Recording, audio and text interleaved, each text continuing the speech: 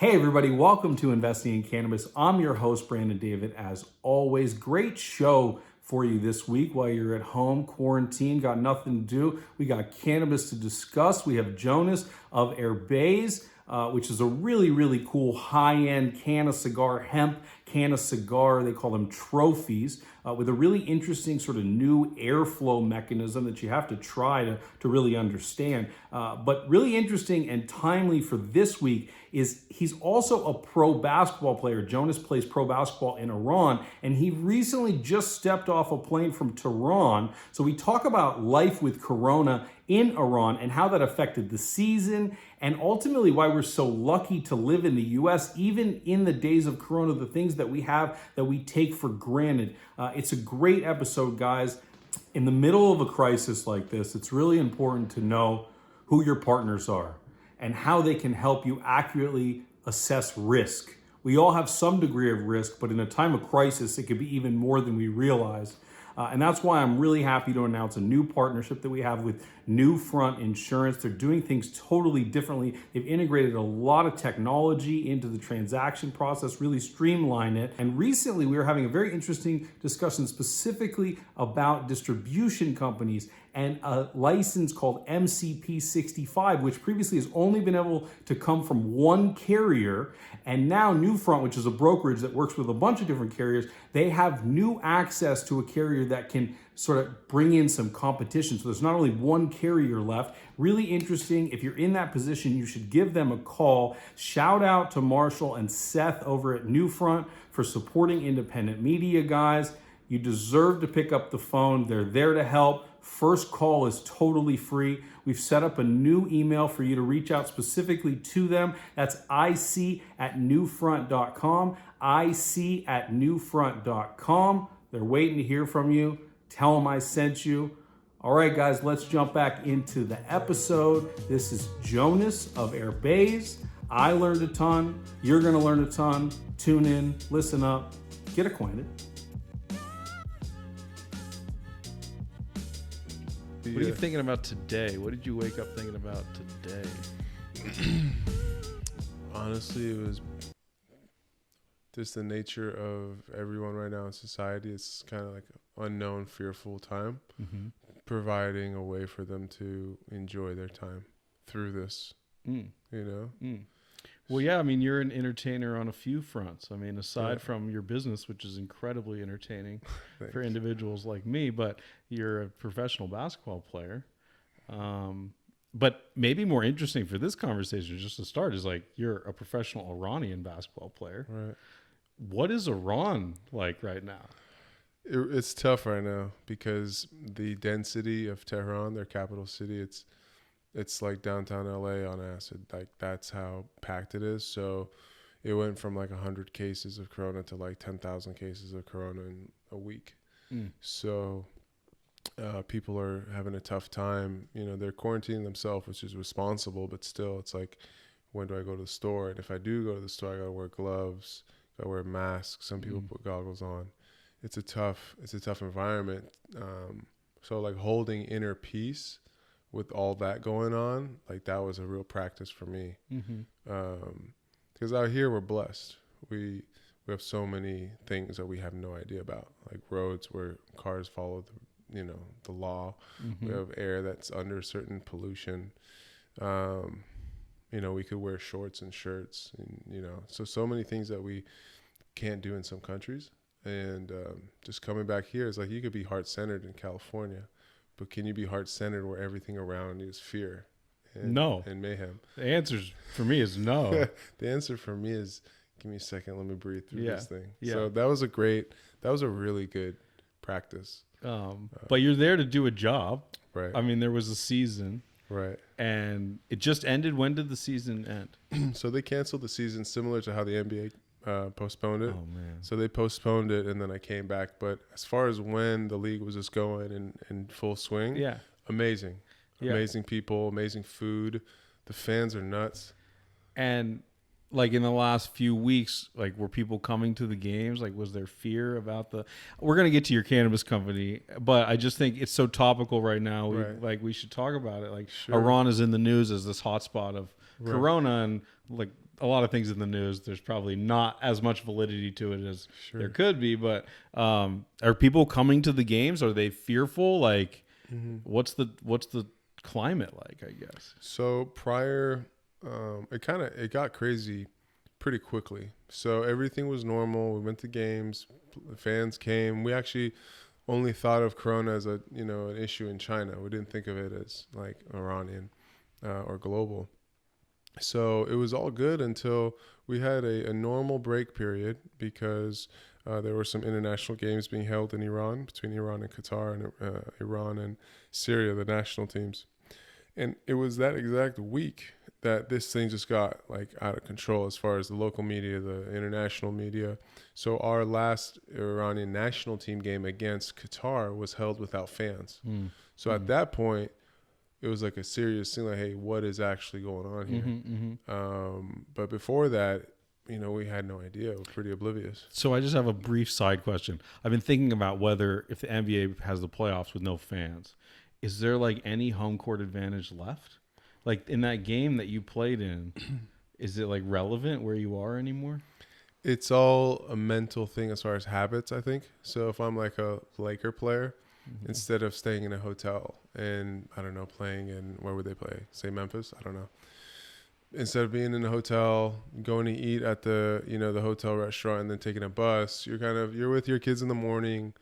You may have this home court routine that will play out. Got it. Yeah. Aside from the fans. Aside from the fans. And then you That's also have, then you also have like the rims and the backboard. A lot of people don't know this, but for basketball players, like they're very, very specific and sensitive to like the balls, the rims, the depth perception behind the backboard, like the color schemes. That was always my problem. I would have been so good, man, if it weren't for the backboards and the rims. I'm telling you, those that shit fucked me up all the time. Those backboards, man, they're clear, dude. Okay, should we talk about some cannabis? That's what we're here to do, I'm right? here to hang out. Because you have a dope company, and we met how long ago? Like, I think like 6 months ago, something like that. 6 months ago. Yeah, something like that. Yeah. And first of all, tell us about the name, because you picked a name. Yeah, we did. Right. Okay. Well, the name kind of appeared. My whole thing right now is just listening to the universe more than listening to my own mind. Herbes, it's a French word for herb, and it exemplifies the luxury that we wanted to bring to cannabis while not charging for luxury in cannabis. So when people look at this product, what we wanted to provide them was an experience, but the product itself, it feels really expensive. Yeah, you were nice enough to bring us some. So if you're watching this video, you're going to get a little unboxing this as is well. my personal gift to you guys. Oh, cool. So it feels more expensive than it is, and we could definitely have charged a lot more than we do. But what we wanted to create, our whole thing was we wanted to uplift the standards of cannabis. Prior to this, blunts and joints and whatever's on the market was just thrown into pop tops or plastic containers. But this is an experience. Like I go to your house, I'm like, yo, B, I love you, man. I got you this. It's better than me like just tossing a pre-roll at you. So that's so funny that you say that, because I think when you were here, you brought us like 4. And you're going to see in a minute, it's like a massive like can of cigar, right? And that's what I did. I went to a friend's birthday party and I gave it to him for his birthday party. He was like, whoa, man, like this is so, because it's unique, Yeah. Like, you don't see that. Like there's a lot of, tarantulas and stuff out there. But anyway, tell us about what this is.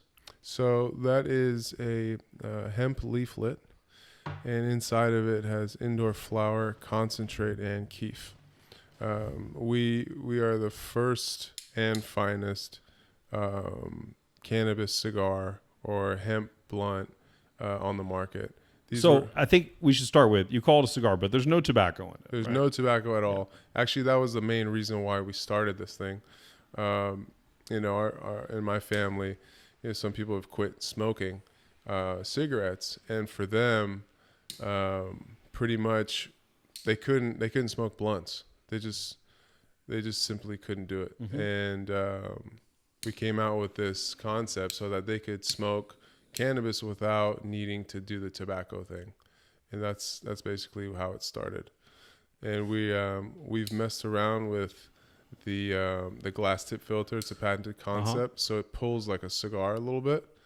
And we're I mean, when you look at it, it looks like it's going to be very overwhelming, right? It's like really big, but what you were talking about with the glass filter, like it doesn't crush you. You know, you kind of can sit here and the burn time. Smoke it. We have the longest burn time on the market. We've timed it at like you clock that. Oh yeah, that's part of R&D. Burn time. Yeah. Okay, so tell me about other people's burn time. I can't tell you names, but I can tell you that some people on the market, their burn time is like 10 minutes, 15 minutes. Our burn time is closer to 45. So that makes a big difference. We're charging the same price, except we're giving you 3 times the burn experience, and we're giving you an experience with the box, the bag. It's just an all-in-one really good thing. But you can't really hit it super hard. That's part of the point, right? Like you could if you really wanted to, but no, we don't. You could. Yeah, if you put a little, I think it's a cool experience because you've created something that's a little different. You know, like there's plenty of huge pre-rolls out there. You know, right? So tell me again. There's I'm gonna be real fucked up in a minute. Probably there's hash. I got you. Yeah. There's what else is in here? So there's concentrate, kief, and flour. All in all, 2.3 grams. So it's a lot of. And where are you sourcing this stuff from? So we grow in-house. Okay. We grow in-house. But the concentrate and the concentrate, it's our material. And it's just another manufacturer makes it, but that's coming in-house pretty soon too. And it's like a CO2 or what's the concentrate? Yeah, it's all CO2. And what's the ratio? Like how many flowers are in there versus So it's it's about 2.15 to 2.2 of flour. And then the rest like about a quarter gram of concentrates in there. Okay. So it's a good mix.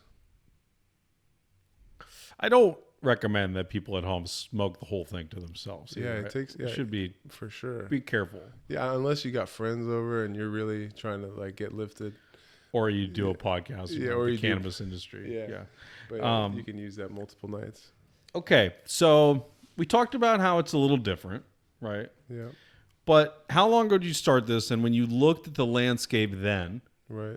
Why did we need this? Like, why did we need another company? Yeah. So, the industry was in a gray period about 2.5 years ago, and what I noticed was once it went legal and the legal market started to change everything towards what we call the regulated market. I went into shops and I just as a curiosity thing, people were paying now 30% more or 40% more for probably half the product as far as quality wise. And I knew at that point that, the market is being disserved. Basically consumers, the average person like us just trying to have a good time is getting disserved. They're buying worse flour for more. And at that point, I decided to dedicate to the brand instead of on the wholesale side. And that's when we devoted to this. So everything that Herbes it's about it's basically redefining the cannabis experience through a higher standard of craftsmanship and care. So everything we do has that care. So for example, all our shops, we give these little these baggies to give to the buyers, right? Because that's an experience. Imagine someone comes home and is like, "Hey, I really love you. Here you go." It's like they just came home with Louis Vuitton or Hermes, or it's that experience. When we approach shops, we bring donuts. We ask them how their day is. You didn't bring us any donuts, but we'll need them afterwards. We ask them how their day is. We have a checklist that literally says, did you ask the staff how their day is? And then on the second checklist is, did you ask them if you can do anything for them outside of the cannabis industry? Like, hey, do you need help with taking this to your car? Or like, how's your day? So adding that extra level of care is exactly in line with an extra level of craftsmanship. Where do you think that comes from? Why is that important? Why is that an important part of your company? Well, if I just wanted to make money, I would be doing something else. And Probably not Iranian basketball either. Probably That's not my Iranian guess, basketball either. I would be doing some other things. Mm-hmm. But I'm here, and the brand is here to provide an impact to the community. And that could be cannabis, could be non-cannabis, right?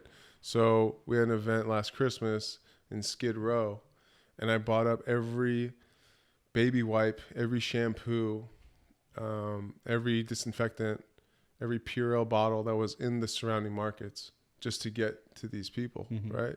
And it's about the impact, right? So if I thought of Herbes as, let me just pump out as many cannabis cigars as possible, I wouldn't really be focused on the impact. But if I'm like, hey, I want to impact as many people as possible through cannabis, then we have something that we could shoot for day in and day out that has nothing to do with money, while money being a byproduct, because that's workability. We actually need that to survive, right?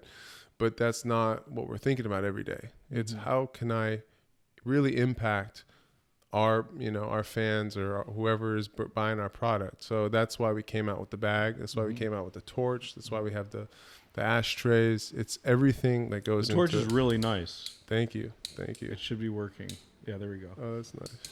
It's really nice. So much so that like I still have the one that you had last time. Yeah. That you gave me last time. And yeah, it works really well. Yeah. Especially on a rainy day.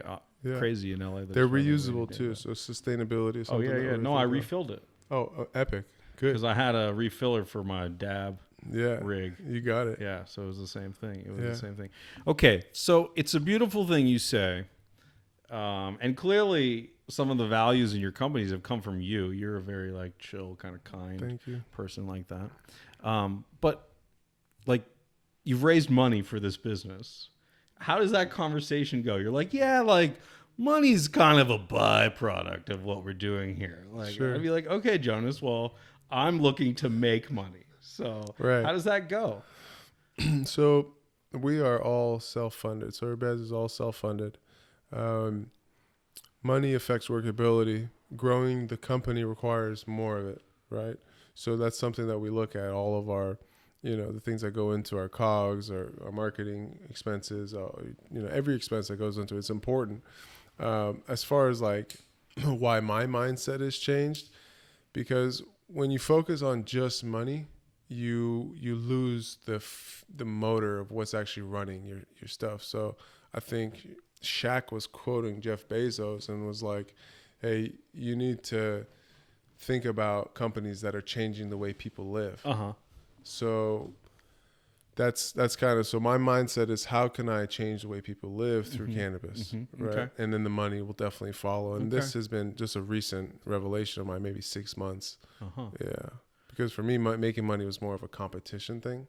Like how much, like let's try to make as much, just like a play. Yeah, concept. It's not actually about money. It's like the way we keep score in our society, right? Right, exactly. Yeah. So for me, I'd rather just keep score with impacting people. Like if I can impact 100,000 people who are experiencing poverty through cannabis, then that for me is like, that's pretty nuts. That's rad. Yeah. That's rad. Right. What's next? You have one product. That's not a company. Right. What are you going to do next? I mean, you got these other accessories, which are really nice. I didn't try the rolling tray yet. Sure. Yeah. So it's pretty easy to just pump out pre-rolls, blunts, flower, vape carts. I could probably give you 3 burner brands in 2 days if you wanted me to, with a product line of 5. Easy, like all day long. However, what we wanted to do was create an experience and a relationship with our buyers and our consumers to where they're like, okay, Herbes stands for this. They're run by this. These are the materials. They last. They're great. Create that loyalty. And then now we're coming out with flower. We're coming out with a smaller version of the trophy called the Napoleon. Okay. Napoleon because he was the short emperor. So this is going to be like a short like kind of like a cigarillo kind of deal. Imagine the same circumference, but just shorter. It's called Napoleon. Okay. We have a pack of Napoleon. Oh, the same circumference. Yeah. Okay. Interesting. We have Napoleon, and then we have a pack of Napoleons called the Bonaparte. Okay. And then we have. you got something against France or like? What? Well, it's a French word. I see. I got it. It's a French brand name. Got it. You should come to some of our office meetings. You'd love it. Yeah. Yeah. Sure, I would. Yeah. You got a lot of these laying around, Yeah. right? I'm sure I'd We be have good. we have a vape pencil which I patented. A pencil. Yeah. How's that different from a vape pen? It's discreet, shaped as a pencil, looks like a pencil, It looks like a pencil. operates as a stylus. So Do you it's smoke out of the eraser or the pencil? the eraser, because I don't want you touching the part where you're gonna smoke, because the stylus is on. Oh, it's a stylus. It's a stylus too. So we have that. Okay. We have what else do we? Is have? there a big need for that, like in Iran, or like what? Like where are people? well, the thing is, some professionals here, say a doctor or a lawyer, Uh-huh. they want to partake, but they maybe don't want their colleagues to know. So they'll Wait. This is for doctors at work. That's what you're trying to no, tell me? afterwards, Oh, afterwards. Okay. Yeah, no, it depends what kind of doctor you are. If you're like a psychologist, you might need it. Well, I wouldn't Yeah, need it if I it's a was gyno, you might, if it's an open heart surgeon, like we Okay. should probably put like a GPS on it. Stay But, tuned. yeah, stay tuned for your Vape malpractice. pencil. Yeah, malpractice suit coming soon. No, and then we have glass tip joints, Uh-huh. which we have two versions. One is token, and the other one is socials, and we mess around with doses on those. So Okay. for people who don't want to get blasted, we still want to accommodate. What about like CBD stuff? Yeah, CBD's coming on. I'd like to hold on to some of those details because we have a lot of competitors that What's CBD like in Iran? it's non-existent. Zero. Well, I mean, it's there, the black market, the gray market. But no hemp anything. No. Got it. No. It's all THC stuff and it's all black market. And like, are people like getting in a lot of trouble? Is that happening? Not like dealers, but you know, not as much. that's cool. Not as much. I mean, alcohol is illegal too, but like people partake. Yeah. Got it. Yeah. Yeah. Yeah. No, I've been. But it is. I mean, if you open the rule book, it'd be on like the no For sure. side of things. But it's also on our no side of things, right? Right. You're absolutely right. Right? Like if you open the U.S. rule book. Yeah. But see, we're in the country of California right now, so it's different. That's right. That's right. Different. Right. I want to talk a little bit more about the black market. You brought up Okay. the black market in Iran. Yeah. It's a really big problem here. And it's something that people don't talk about too much. People like yourself have built these beautiful brands. I mean, you've spent a lot of money, a lot of time. Right. You've put the values into it. You've been tested. You've distributed it the right way. All the nonsense Right. to sell legal cannabis, right? Yeah. Doesn't it piss you off that there's people like just selling it illegally? And Yeah. What's interesting is how the economies of this whole industry are dictating whether the black market stays alive or not. So right now you have a tax where the consumer is going to be paying 35-40% more than they did 3 years ago. So the birth of the black market started somewhere, but like the resurrection or just the maintenance of it is in the hands of whoever is creating these rules. Yep. So create some rules where our smoking friends that go to the shop can buy the same eighth that they bought 3 years ago, and the black market will disintegrate. It will absolutely disintegrate. Yeah. I mean, I bring up the conspiracy theory all the time. Like, I think California wants to make it difficult. I think it's intentional. They raised taxes in January this year. Right. Like, that's insane, you know? Yeah. But there are good reasons, aside from price, which I get as a driver for a lot of people. But aside from price, I mean, we had the vape scare. Right. That's all illegal shit, right? Right. You know, Right. if you buy some oil off the street from somebody, like you might get sick, you know. For sure. But now, like Vapegate seems like this tiny little thing compared to Corona, right? It's like, tough. It's hilarious. Yeah, and look, California cannabis market is not ready for what Corona has in store, because you have people who are going to quarantine themselves in the house, right? So it's like, are you going to charge the shop 35% to not be open? Well, good luck in 2021 when the shops aren't open. So that's a tough thing. Like, keep the testing, make some money on the side, right? You have to pay for infrastructure, roads, whatever. But like, make it reasonable so that the black market doesn't thrive. The black market is thriving right now, especially after Metric in 2020 kicked in. It's like, what are you guys really trying to do here? I mean, the estimate, I don't know, data in the cannabis industry is kind of hazy, pun intended, but like 60-80% of California cannabis is black market cannabis. Yeah. That also includes like weed that's going to other places in the country too, Yeah. right? So it's, I mean, California feeds most of the U.S. Right. 85% of California's weed is smoked outside of California. Yeah, that's crazy, right? Yeah, that's nuts. That's insane. Yeah, and UPS and USPS and FedEx are the ones that are pushing most of it. Mm-hmm. Yeah. Yeah. They don't even do a good job of stopping There were it people in Chicago that were caught that worked in USPS. Now, I don't know if it's exactly USPS, but there was a mailing courier service that was caught with like 4 workers, and they would just look at the boxes and see which came from California. Cool. And they shake it and be like, all right, looks like 4 pounds would fit in this box. So they were doing this for like 5 years. That's amazing. Yeah. Talk about moving and shaking. That's a funny story. Yeah. That's a funny story. Based on true facts. They should make a movie on it. I'm really sad about the NBA season ending. Yeah.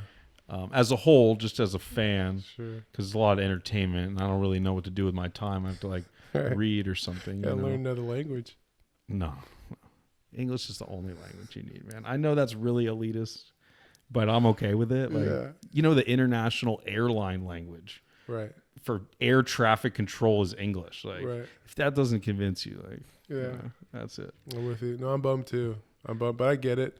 I think what Adam Silver is going to do is they're going to develop protocol. How do we test for like the players and their entourages as long as they're clean? Mm-hmm. Then we can keep playing and then just have Just people. no fans. Yeah, just have people watching. That's going to be strange. It's going to be tough. But see, I really hope that happens because I'm a Laker fan. Right. And LeBron's not getting any younger. What they should do, check this out. NBA and Warner Brothers should work together. Okay. CGI all the Looney Tunes from the Space Jam games in the stands. Did you see that on the internet today? They were like the first time the NBA was shut down from virus was 1996. Yeah. No, I didn't see You got to watch the clip, man. It's so funny from I'll Space watch it. Jam, and they're like all getting tested, and they're like, we don't know. Like it's so funny. That's epic. You got to watch it. No, but imagine if the NBA CGI'd it because they have the technology to do it. We have the capabilities. Yeah, AR, dude. You know, just AR the whole arena as like Looney Tunes.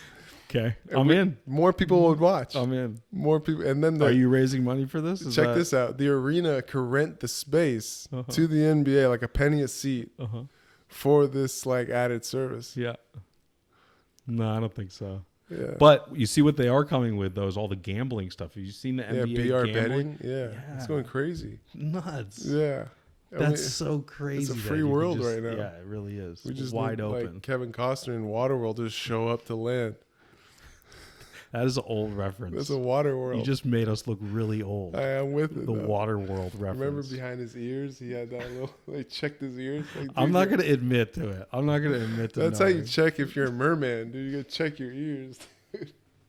All right. Anything else you want to say on this podcast? Or how Honestly- many minutes are we at? What are we? 25. So we got 5 more minutes. Sure. That's epic. Yeah. 5 minutes is a long time. Do you have timeouts and shot clocks? I absolutely can fill 5 minutes. It's like not even I a can problem sing for me. for 5 minutes. Yeah. Do you sing? No, only Rufus do soul. Talk about your sister who runs the business, right? A little bit more about that. Oh yeah. Okay. Yeah. So you obviously don't do this company alone. Right. Tell Which us was great about- growth for me. Tell us about the team. Oh, you're not a good delegator. Oh, I learned to be. Uh-huh. I learned a lot of, a lot of people showed me how able and beautiful they are. And I had the privilege of growing internally to trust more people, allowing them to be them while, helping the cause. And this is a family business. Our family takes great pride in the people who work in the family, in the business that aren't necessarily blood relatives. It's like they are treated as family. A lot of books that I've read on business teach ruthlessness and like all that cutthroat. So I'm having an amazing personal journey of trusting my intuition paired with our brand impact and message while still putting things in place to run a company. So my sister's involved. My cousin is also a grower. My aunt is, helps out with the clones. My mom's a part of it. You know, so it's a All in family, family. all in the family. It's all Cool. love, and every meeting is a family meeting. So like, how amazing is that? You know, that's pretty shocking because I would have thought, given the conservative narrative about Iranians, that your family would not have been down Right. with this business. What's amazing was when it legalized, everyone was like, Legalized in California. right. Yeah. It's like, as long as it's legal, like, we're okay. Then that means it's not bad. Like, okay. Sounds like a winner. Let's do it. Yeah, because we trust the government. with Yeah. that, right? So, yeah, it was just, it's not illegal. Oh, okay, great. Let's do it then. Yeah. Yeah. It was, you know, we let legislation dictate the moral side. Cool. Yeah. Good for me and you. Well, mostly you. I was good, man. Nobody in California gives a fuck. They're like, oh yeah, you like weed? Like, oh, okay, chubby Jewish kid likes weed. Like, shocker, you know. In Venice. In Venice, yeah, exactly. Like, Yeah. can we get any more stereotypical? I drive a BMW too. That's if you want to epic. be any more I stereotypical, like that. yeah. I like that. So how do you balance these things? Like basketball, cannabis, that has to really take away from the business when you go to Iran for how long were you, maybe it's like a blessing, you know, that Yeah. like Corona is telling you that you need to focus on your weed business. Yeah. Maybe that's what's happening. So as far as the balancing side, it's important to not be in a rush. We're always in a rush to like, I gotta do this, I gotta build this, I gotta da-da-da. Right? It's important to, at least my mind's eye is, have your goals, have your, you know, your routines, work your ass off, right? While still being present to, don't be in a rush, dude. Like, let the universe guide you. Like, I didn't know I was going to be sitting here talking to you, you know, 7 months ago, but how amazing is this? So like, there's a divinity in this. Shout whole out thing. to the PR company that put us in contact, by the way. Shout Issa PR. You pay them, right? They're amazing people. Yeah, they did a good job. And they're worth, you know, they're worth their PR is tough. You Yeah. can't trust every PR company, but you could trust them. Yeah. So Issa PR Viet. Plug. Plug in her. She's an amazing person. But balancing the heart center side of it will allow me to be like, okay, I can go to another country for 4 months, hand over all the reins. And right now I've successfully delegated my way out of the micro side of the industry. So we're going to do different states. We're going to have different products. We're going to have CBD. And this is your sister doing this? Oh, mostly? this is, Or no? well, family, but sister, she's basically spearheading. Yeah. She's a CEO, really. We're not really into titles because Well, that everything answers is- the question. Yeah. Right. She's doing the. Yeah, I would She's say doing the actual work. right. You're I'm just on sitting. this I'm podcast. like the pinky in the brain, where I'm the brain at the house, and then she comes like, Pinky, like, what do you want to do? Oh, we're gonna take over, impacting the world through cannabis. Okay. And then she goes back out, and I'm just like tinkering. Mm-hmm. So, but yeah, it's We're fun. laboratory mice. Yeah.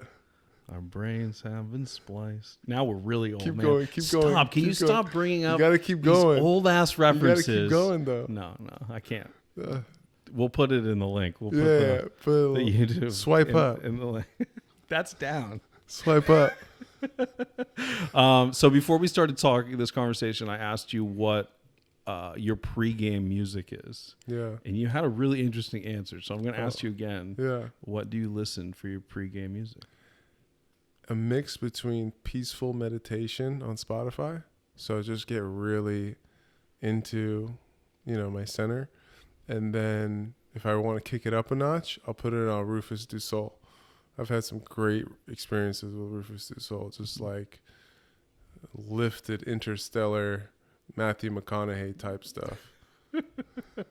Is that's your elevated? That's enlightenment for you? Is Matthew McConaughey? So there's two sides to America. That's what we have to offer is Oh, McDonald's and Matthew it. McConaughey. You got it. Yeah, Matthew McConaughey is the real deal, actually. Yeah, he sure is. You could always learn, like if you listen to their Oscar speeches. I don't. No, I just watch his Oscar speech. He comes out with some profound stuff. Okay. Yeah, shout out He's to probably Matt. so high. Hey Matt, if you need some products, we got Yeah, you. we got. Shout out. Just give us a Buick. We'll trade you some for a Buick. And you see Matt just driving with his Buick, just talking to himself in the car.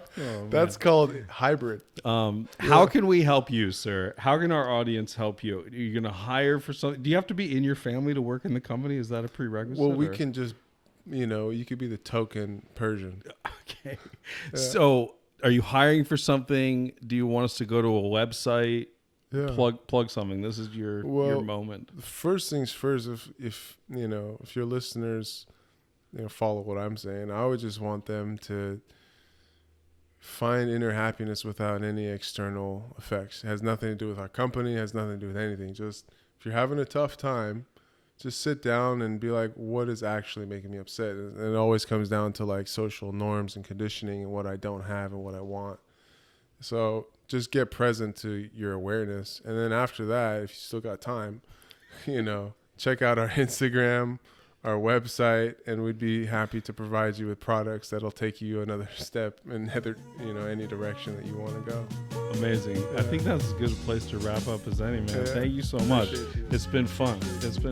Yeah.